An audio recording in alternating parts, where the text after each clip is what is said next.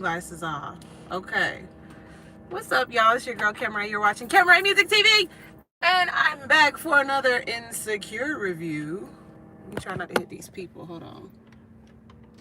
I don't want to hit nobody. And I'm actually in California, back home, visiting my grandparents, and also here for my best friend's birthday. So I'm actually out and about in Target, and actually just coming out of Target. But honey, first of all, I did not know my grandparents had HBO, so that was great because I thought I was gonna have to pull up my account and it'd be all this extra, but it wasn't. We was good to go. Oh, Juice It Up is right here. Do I want a smoothie? When did they build a Juice It Up right here? Why Juice It Up don't have a drive-through? I can't because I'm on the phone now. Ugh, how annoying. Anyway, okay. So I'm here picking up some stuff for my best friend's gift. We're gonna have like a little slumber party tonight because I do fly back out of town tomorrow. So I've been here a couple days. But I watched the episode, y'all, and it was good. It was good. It was giving me all that needed to be given.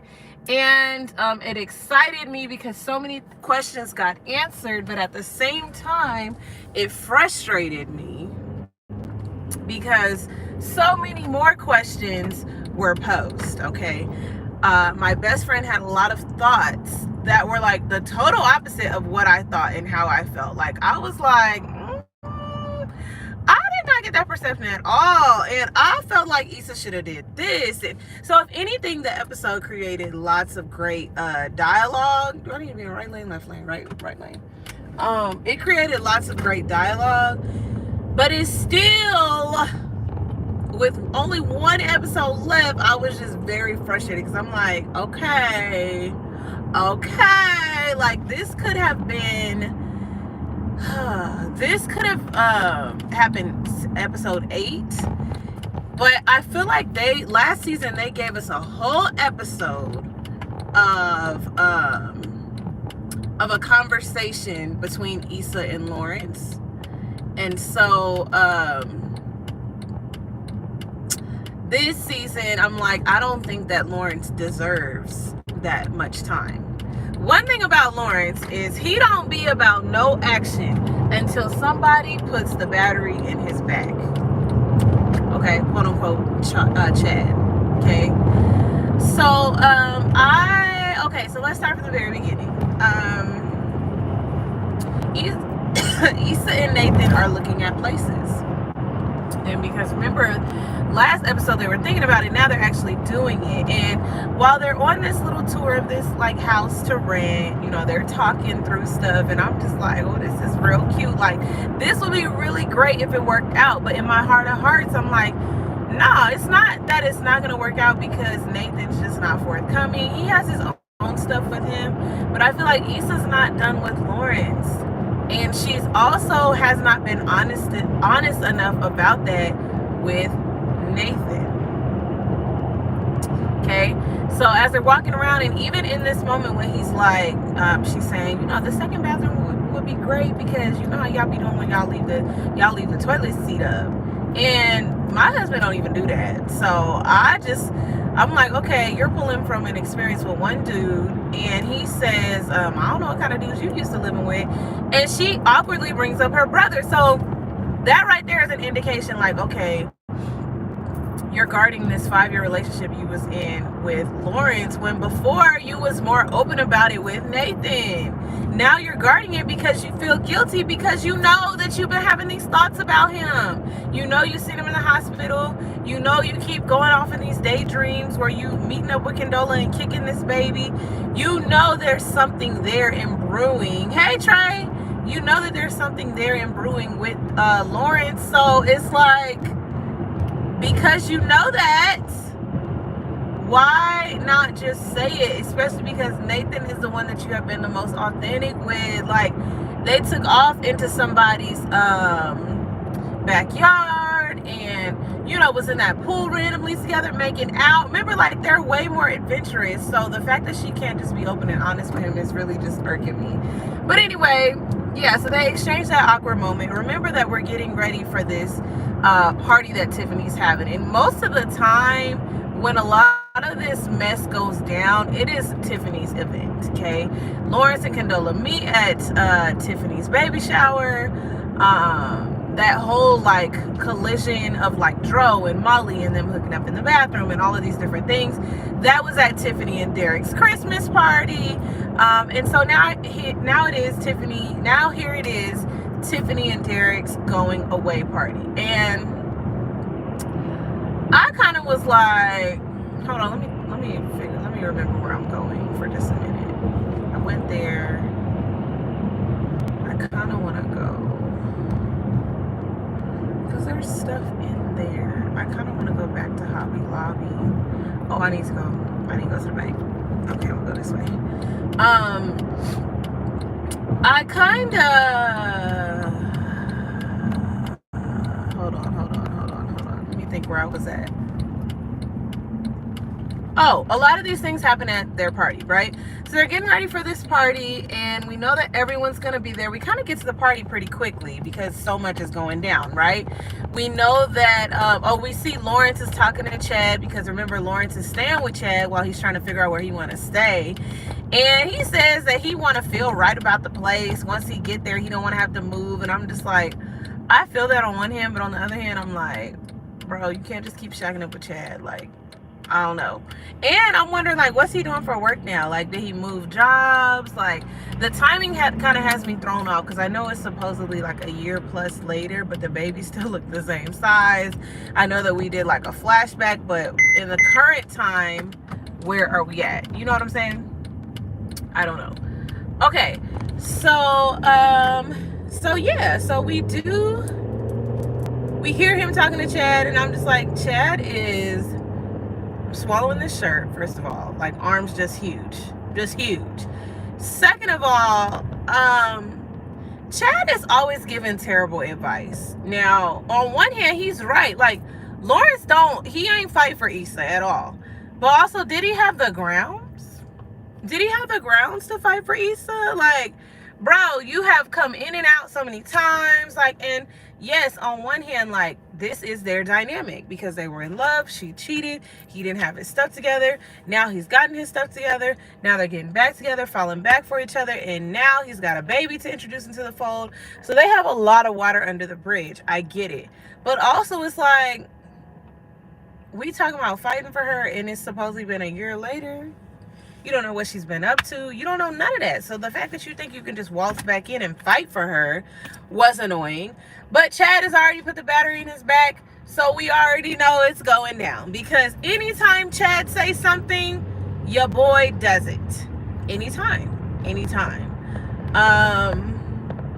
Shoot, I need my GPS. And actually, I think it might be over here. Might be over here. We're gonna try this. So yeah, so he's telling him all this. He's pumping him up of like false hope before they go to this party.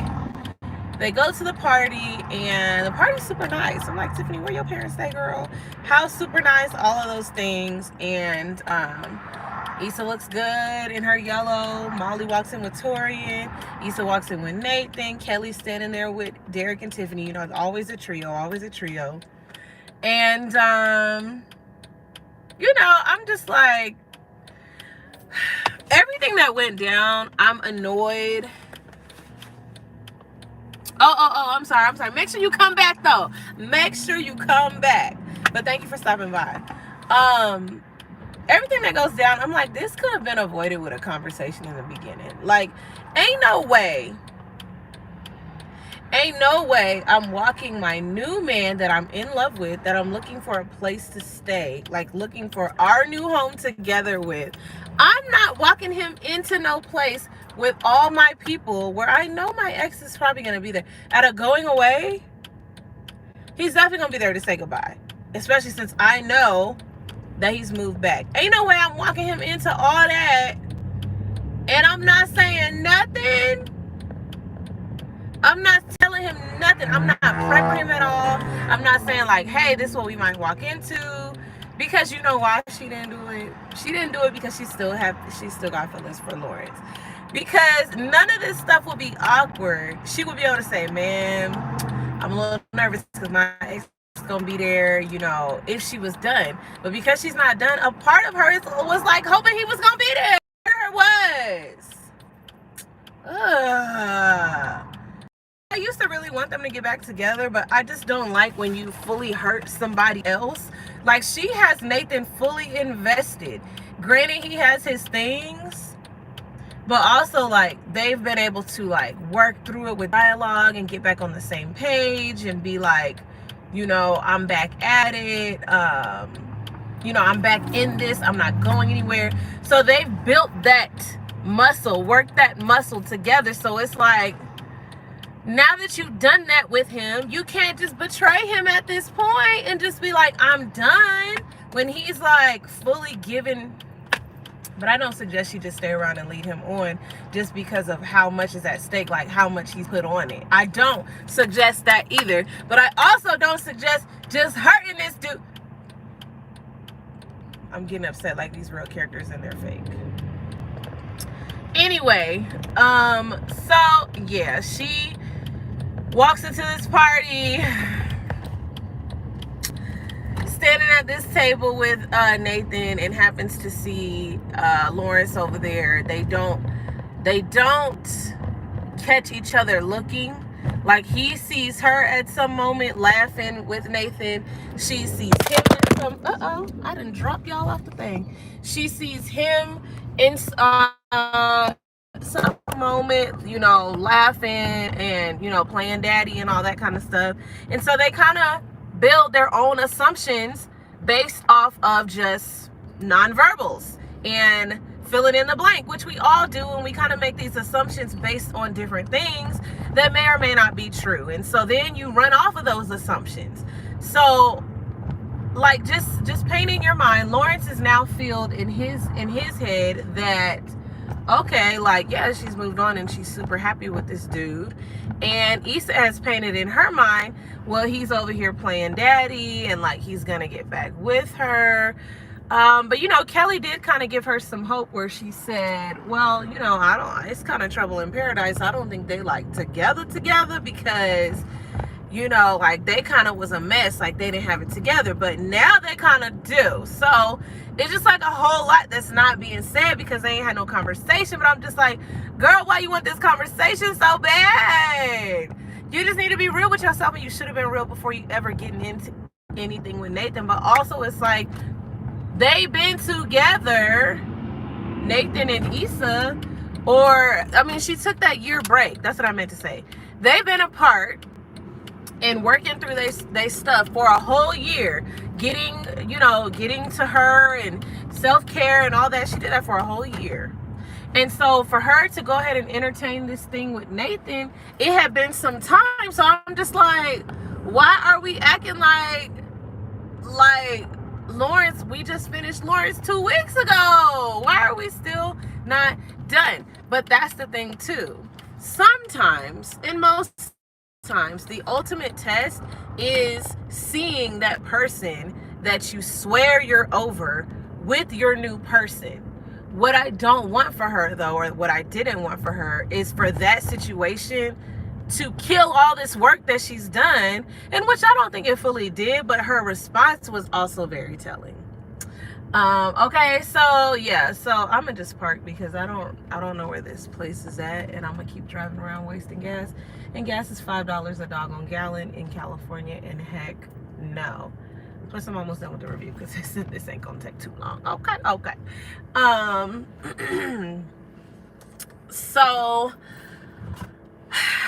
So yeah, so I'm like, this conversation should have been had before, but also, like, it's Issa, and how realistic is that, right? So yeah, so they're kind of exchanging these looks. There's this whole awkward moment where they're just kind of like moving around in circles and groups and pairs, and like they're exchanging looks. So we have this moment where Dro walks up. Well, first before that, you know, Molly and Torian walk in. He realizes it's not that kind of party. He's brought edibles, and you know, Molly's like, well, let's just me and you do them and it'll be super fun. I like this adventurous Molly. I think it's cool to like release your inhibitions with just your one person, your one trusted person. It's not an everyday thing. We not reckless every day, but it's cool. Like, we're around trusted adults. We're around people I love and know, so it's fine. So I thought that was cool. But this kind of sets the stage for just like wackiness the whole episode between these two. Like, they're funny. They're saying things that they thought they were saying on the inside out loud. They're consuming all the hors d'oeuvres, like just everything, just all the things, right? So, okay.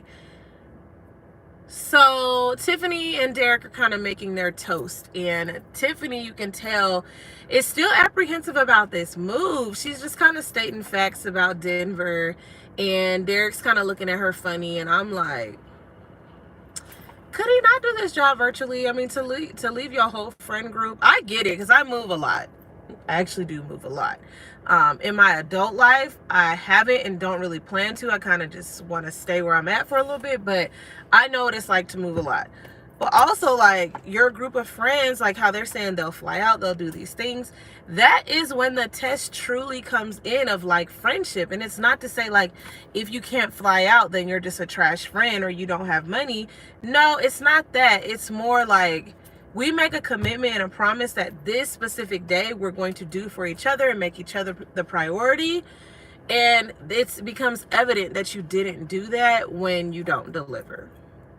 Okay, so they're kind of talking that over, and they end up in the kitchen where Molly is fully spazzed out, and they're just kind of talking to Tiffany, kind of trying to like calm her down and reassure her, like, we'll come out for, you know, Tiffany says, I bought a ticket, I'm coming for Molly's birthday, and they say, okay, we can come back for your birthday because it's not too far behind that. And so, you know, they're having this great moment, but Condola walks into the kitchen, and I'm just like, well, she walks into the house, and they're like, hey, and it was so funny to me because it was so real.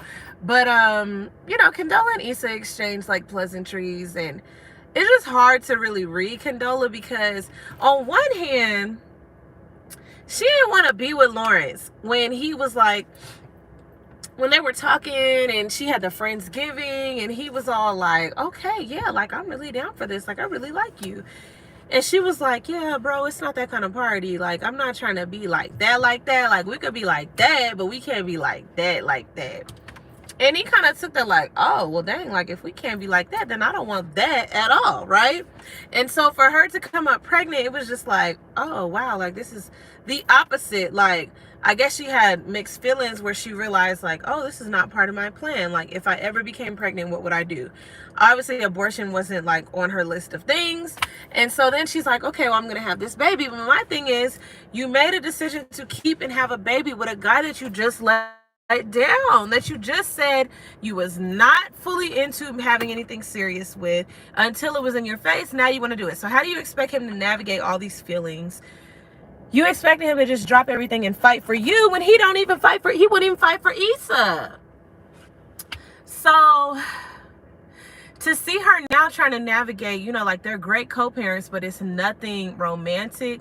I can't figure out if she's jealous of that. Like, she's realizing, oh, he is a really great guy. And since we're here now, I kind of sounded like her. Since we're here now, maybe we should give it a go. Like, I don't know if she's seeing that or if she's just like, oh, okay, I'm going to let y'all live. Like, I'm going to show you, like, that you can have him. Like, y'all are good to go. Like, I don't want him, girl. I can't tell because they've had too many scenes where it seems like, and it kind of might be, but it don't be. I don't know. Okay. So anyway,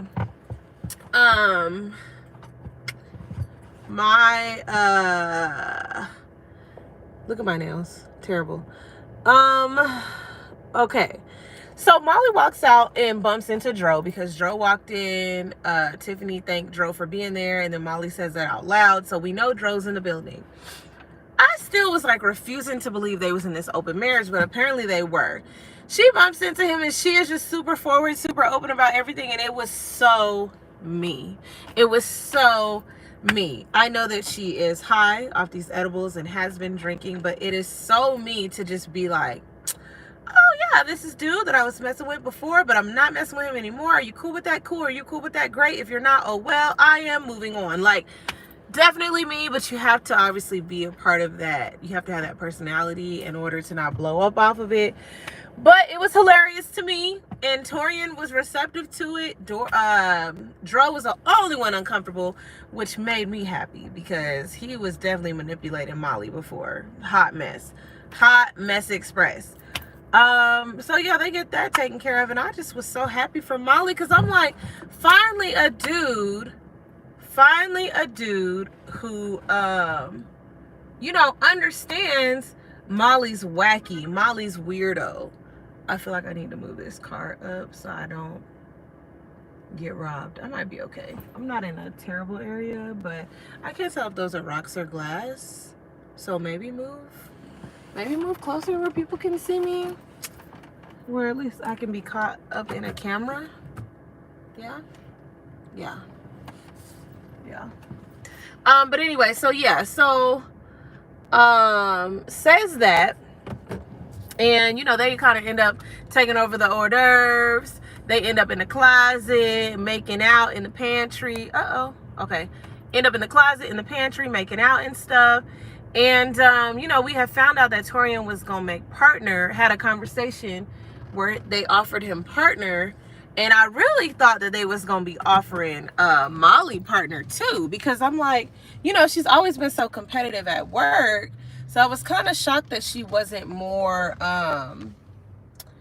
competitive about that, or more like, oh snap, like that means that I won't be getting partner. Like, she kind of just let that go and was fully happy for him. That kind of shocked me.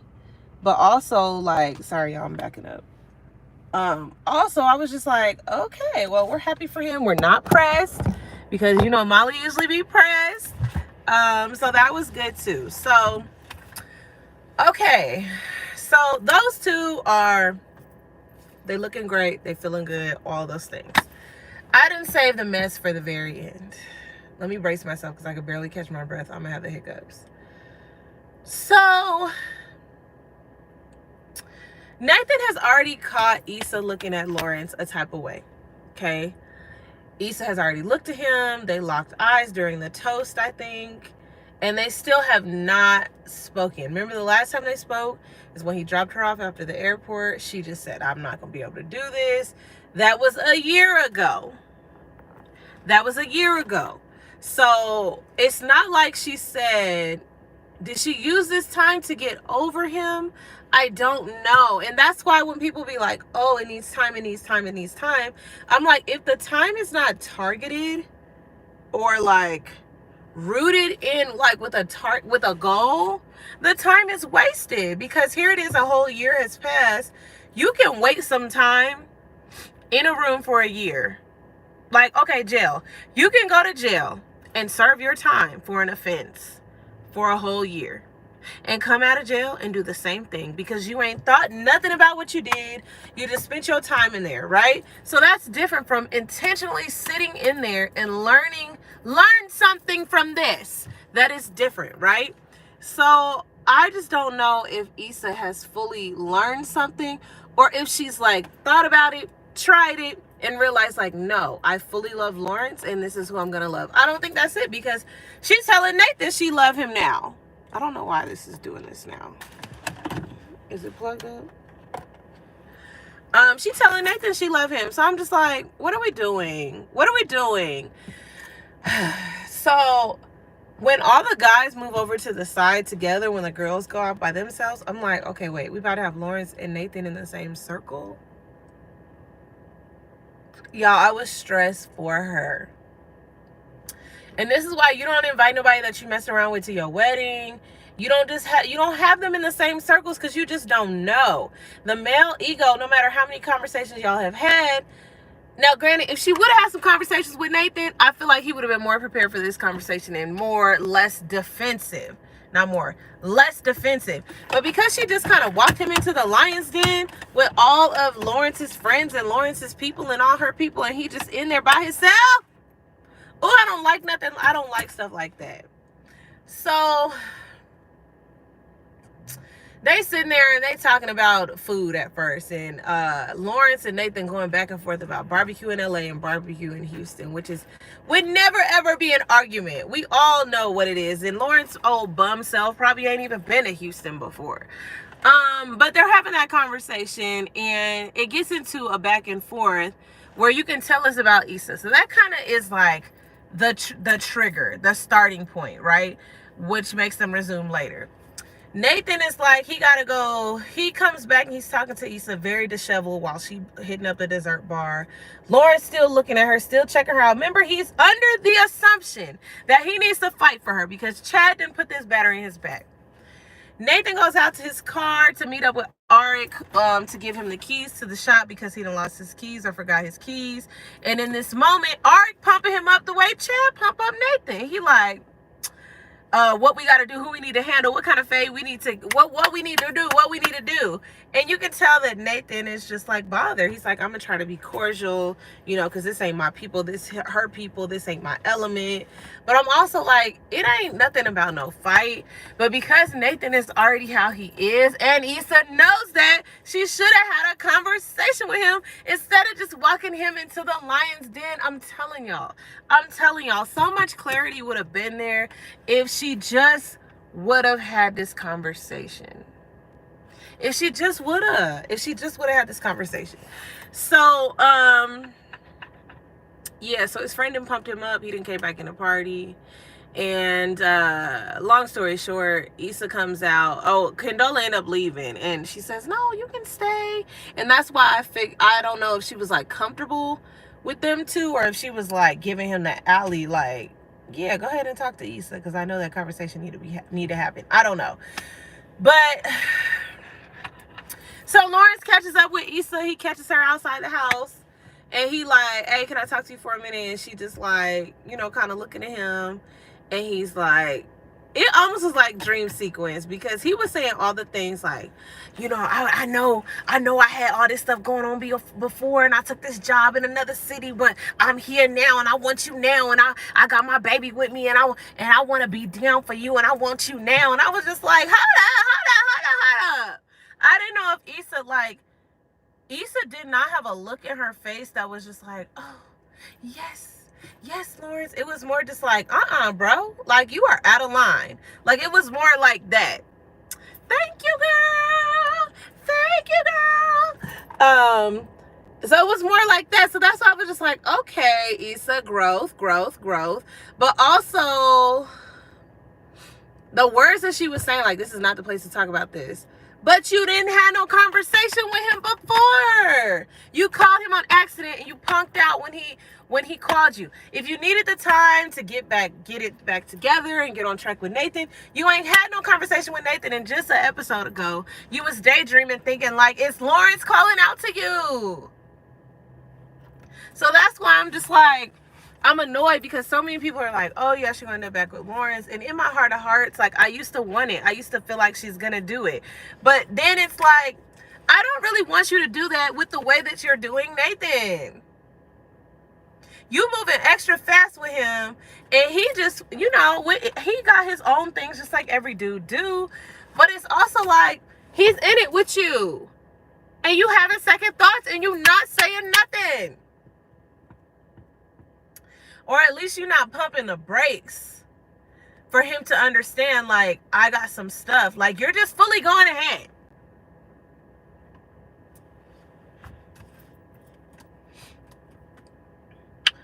Okay, so when these two almost get to tussling, she want to fight, I want to tussle. I'm like, this ain't nobody fault but Issa's. It ain't. Because this is your place. These are your men. Everybody should have been briefed and prepped. Briefed and prepped and briefed, honey. Ain't no way. They almost come to blows because he talking to her, fighting for her, talking about he love her. Now he done got disrespectful to the dude. He ain't did nothing to her but love. He ain't did nothing to Lawrence but love Issa. And what you gave Issa to him because like Chad tell her you ain't fight for her. But then it's like, when is too late? Is it never too late? Is everybody just full access to you whenever you get yourself together? Like, that's what it's supposed to be? No. But also, like, I feel like a lot of people always have that one who got away, and you just know, like, y'all weren't ready for each other in that time. And that's what it's going to have to be. Are we going to circle back around? We don't know. We don't know. So with only one episode left, let me tell you a couple things I'm excited for. I'm excited for this documentary coming out on, I think, the 26th. I'm ready to see that. So does it come out before the episode or after the episode? I don't know. But the last episode is literally the last Sunday of the year. Crazy, right? And then I'm excited to see, is there going to be a spinoff show? Kelly needs a show.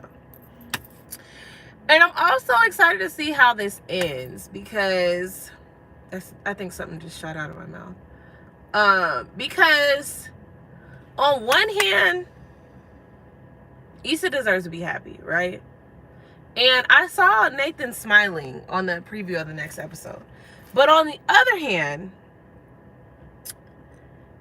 I need Issa to understand, like, just because Lawrence is who you're used to, and you did all this work, and he's good to go now, does not mean there's never going to be any other problems. Are you going to cheat again? Are you going to be able to talk to him about it? Are you going to be okay playing stepmom? Are you going to be okay seeing this kid call Condola mom? Are you just going to take it one day at a time? Like, I need her to navigate all those things, because once you're in with him, and it's not to say that she couldn't just be out, but she seems like the type who would stay in for the sake of a child. Okay, so I don't know about that. And then the thing with Nathan is, just like in her daydreams, he just seemed like the safe and more, like, right answer. Not right, just less messy. I don't know, child, but y'all leave y'all comments. They're all in their feelings. Everybody needs some time alone. Is it Ziara? Ziara? I hope I'm saying it right. Everybody definitely needs some time alone. Like when Nathan walked off and he said, just give me some time. I like that she did that, because I'm not a person who knew how to do that at first. I used to be like, no, well, what's wrong? How can I fix it? How can I help? And you do have to give people some space and some time to figure it out. But also, it's like, you have to remember to come back to this topic, and so many people don't. They just be like, forget it, I'm walking away from it, I'm done. And that's already in Nathan's cards, because that's what he be doing. We just need Nathan to make sure he come back to the conversation, because they was moving super fast, and I don't want her with Lawrence. I really don't, because she's made all this growth, and it's not that kids stunt your growth, but it's like the kid is gonna become the priority. And he can barely keep that together. Y'all let me know what you think. I've been sitting in this car way too long, but this episode was good and juicy. I'm ready to watch Rox's review, which I just saw was posted. I want to see Ashley Miller's review. I want to see what everybody thinks, just like I want to know what you think. I am excited for Molly and Torian, because I feel like they're cute together. I was asking, like, how are they going to be able to have this relationship when he's going to make partner? And is that fraternization? Fraternization? Y'all know what I'm saying, when two people be together at work and they're not supposed to be together, basically. I don't know if that's that. Almost ended the live.